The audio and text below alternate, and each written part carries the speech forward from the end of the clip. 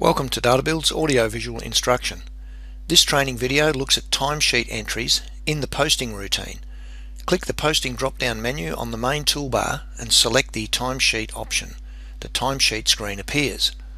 The timesheet screen is split in three. On the left is a list of persons or employees you need to allocate job costs for.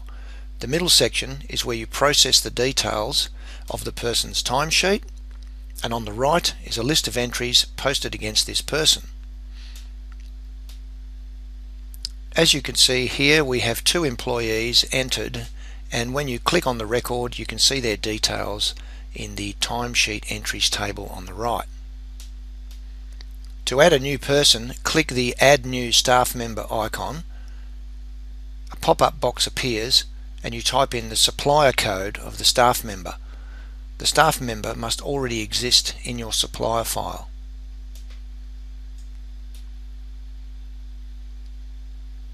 Now select the pay classifications for this new person by clicking the drop-down menu. A warning message may appear. OK. Select the classifications to add to this person and click the Save icon. Your selections are saved for that person. Each person may have a number of different classifications. Let's process the timesheet for Tom the apprentice. Select what pay classification you want to charge out at. The values appear as specified in the pay classification table. Select the job Tom worked on, whether it was the main job or a variation, the cost center that it will be allocated to, the date that he worked on this task, how many hours he recorded. You can enter a comment if you like, but this is not compulsory. Then click the update icon at the bottom of the panel.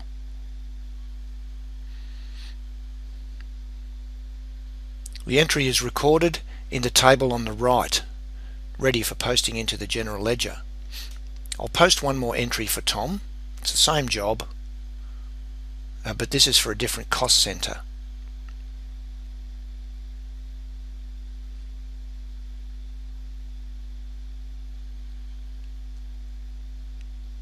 Same day for the remaining 6 hours, and I can put in a comment if need be. Then I'm going to click the update icon. So I've processed the information and I have two records in the timesheet entries table. I can display entries in this table by date range. I can enter in a posting date for this update. Select a wage recovery general ledger account.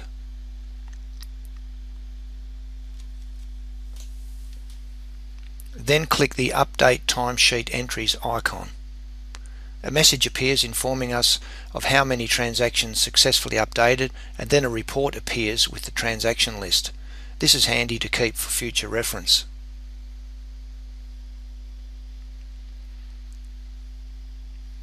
If we have a look at Sydney's record, here we can see transaction updates from past sessions. They appear in blue. There are a couple of transactions that need to be updated.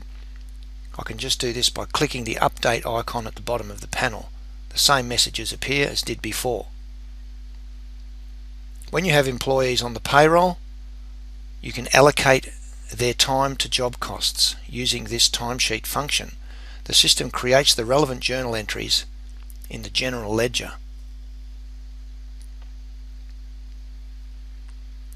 Now we'll have a look at some reports. Click the orange reports icon in the timesheet toolbar. The timesheet report screen appears. Select the staff for your report. I'll select all.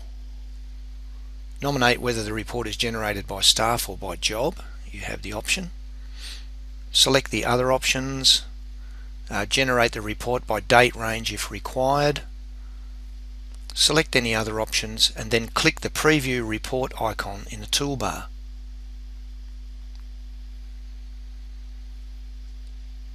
The report shows every detail.